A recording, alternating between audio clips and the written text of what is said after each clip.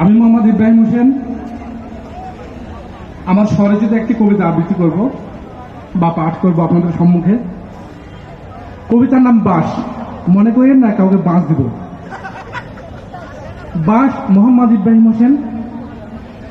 এসো এসো সব ভাই বোন, বাঁশ চিনি আজ, মানব সমাজে তার হয় কত কাজ। গরিবের বাঁশ ছাড়া চলে না কো ধাম, টাকি বেড়া সবজির মাচা কত কাম। কম বেশি পৃথিবীর সবাই তা চিনে, বাঁশ দিয়ে ঘর বাড়ি বাঁধ দেয় টিনে। কথা কাজে মিল যদি নাই থাকে কারো, আছিলা বাঁশের গজ দেয় তাকে আরো। গ্রামগঞ্জে শহরতে ছাটারিং ছাদে, হয় কি দালান বলো এই বেনু বাদে। বেনুবন যেখানেতে সারি সারি থাকে, শীতল ছায়ায় বসে কবি ছবি আঁকে।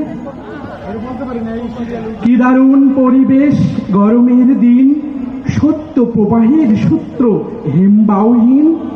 শীতলতা খুঁজে পাই বাঁশতলে ওই, বেনুবাতা দিয়ে হয় নাও গোগাড়ির ছই।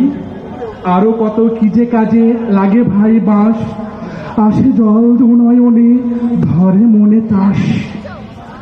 জীবনের শেষ দিনে শেষ আয়োজন, কবরের পাটাতনে বাঁশ প্রয়োজন। আসসালামু আলাইকুম ওয়া রাহমাতুল্লাহি ওয়া বারাকাতুহু।